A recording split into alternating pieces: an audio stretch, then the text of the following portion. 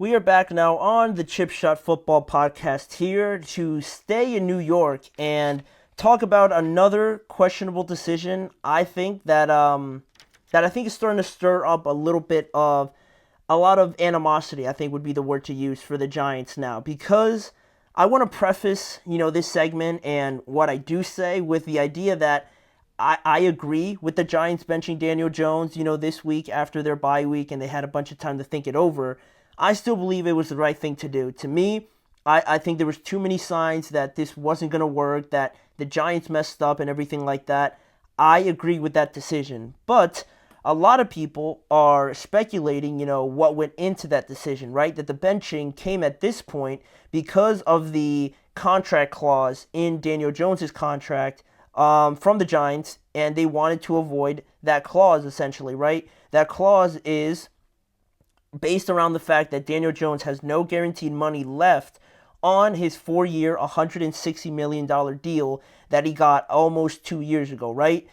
But the biggest, clause or caveat in that deal is that, next year's salary would be guaranteed if and only if Daniel Jones was to be injured at some point the rest of this season, right? Then at that point they would have to guarantee his salary next year instead of facilitating the entire process without any guaranteed money. They'd be able to move on from Daniel Jones and essentially just try and find a new quarterback without having him on their team, essentially, right? It would make it a lot easier if they don't have to guarantee him any money. So that's the biggest thing that people are speculating about. And of course, the Giants, Brian Dable, and their general manager Joe Schoen have made sure to say that that wasn't the reason. But it's more so about the actions you take and things like that. And that's where, funny enough, we get to the decision to move him to quarterback 3, because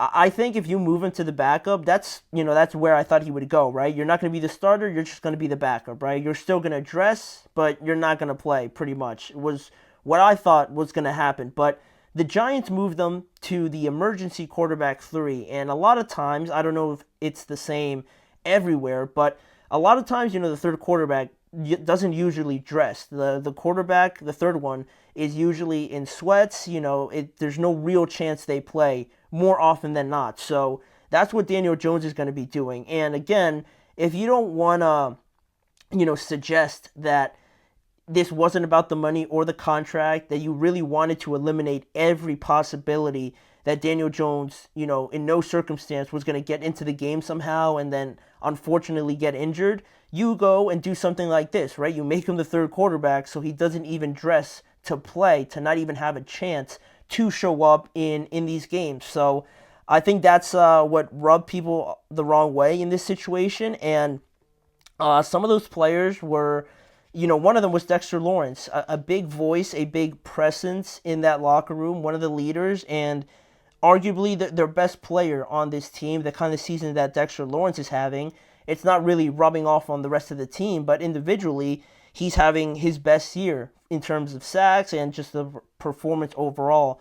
He was asked about the Daniel Jones benching, and he had a couple things to say. One of them was that he said, Daniel Jones, he's the quarterback 1. To me, he's the best quarterback on the team. That was one thing Dexter Lawrence said. But the following thing was what you see on your screen. He said, they made the decision, they meaning the Giants, obviously, based off their evaluations and thoughts and feelings. You got to respect it as a player, even though you don't like it. So pretty subtle, pretty media friendly, media savvy, right? Knowing that you don't want to say like something too crazy, right? So you say something like this, suggesting that there is some pushback from the locker room and probably himself, that this decision wasn't one that maybe he would have made or one that he necessarily agrees with, but it is what it is. The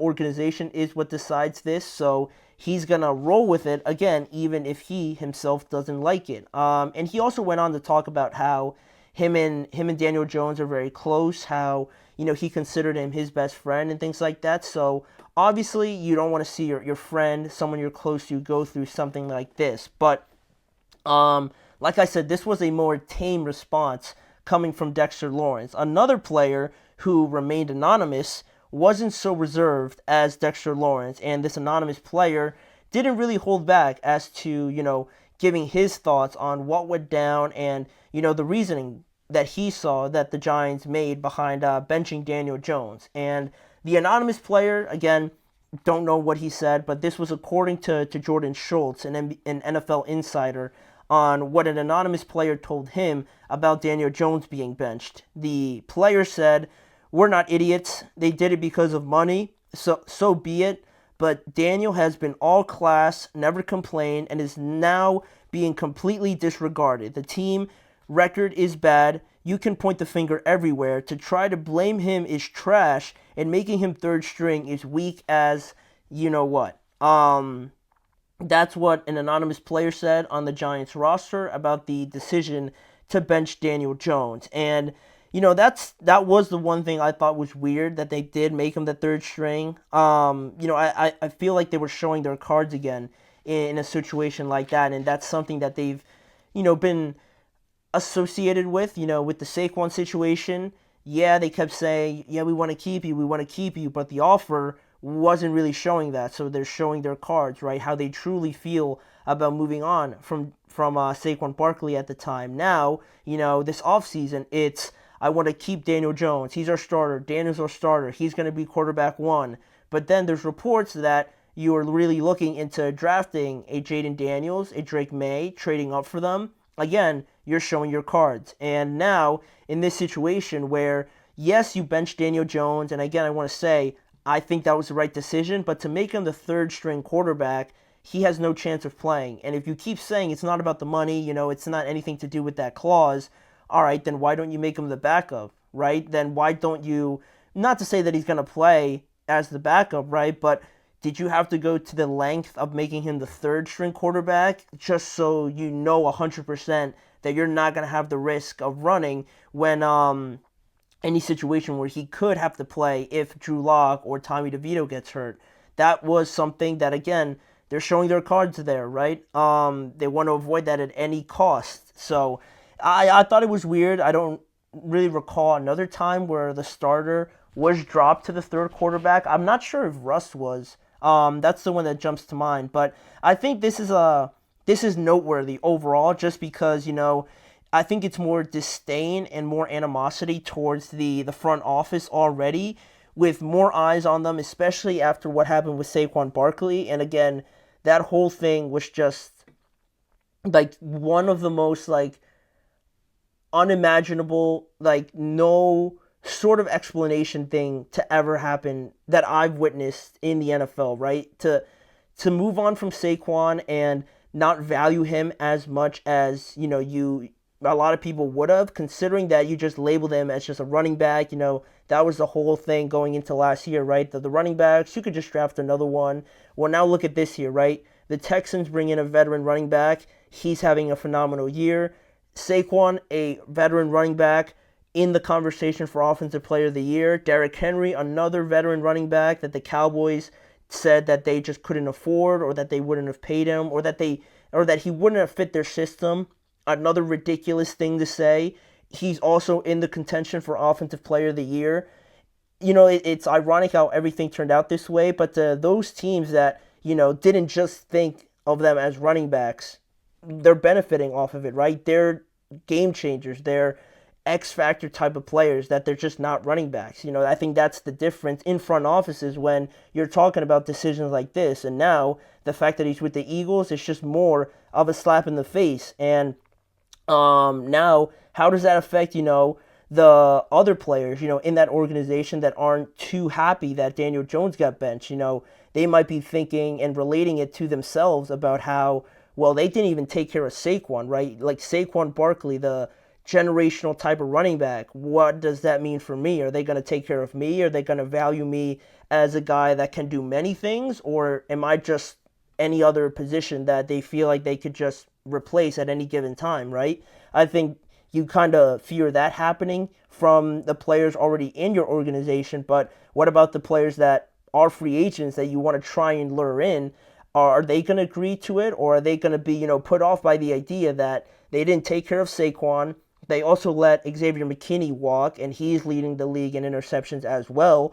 I think that sort of bad light, that bad aura, I think could be troublesome for the Giants going forward, just based on their actions and admitting to this mistake that they made with Daniel Jones, in my opinion, but also to players that do get paid or that they could get a contract from the Giants. The way that they're treating Daniel Jones in some players' eyes, like this anonymous player, that might also put players off as well about the loyalty that this organization has to some of their best, most talented players, right? Not everybody is Saquon Barkley, so what's stopping them from treating them any worse or maybe any better? All of that, I think, plays into it, and that's why I kind of feared some of the players reacting like this and speaking out about it. So it will be something that I think talks to maybe the lack of loyalty or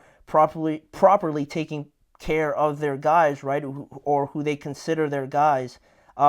It's something that it's something that happens with these organizations, right, where you don't talk about issues like this with like the Ravens or the Chiefs now, the 49ers really know, the Steelers, right? They are, the top of the top when it just comes to organizations, and they don't have to deal with problems like this. So the sooner, the Giants or even the Jets also with what they're going through, figure out how to clean out their front office and really start looking at the problems within rather than looking at the general manager or the players or things like that, they're gonna get out of these problems a lot sooner. But the more they keep going down these bad habits and going down these bad roads, they're never gonna really reach where they want to get to if they don't clean within their own space, internal space, first before they start attacking everything else. But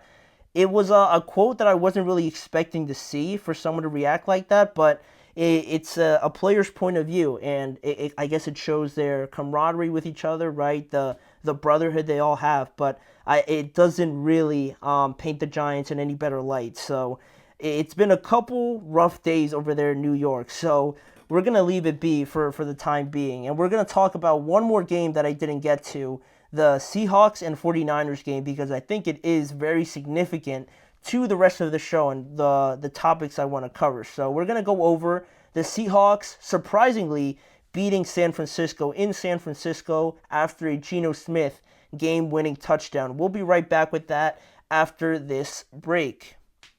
Looking for your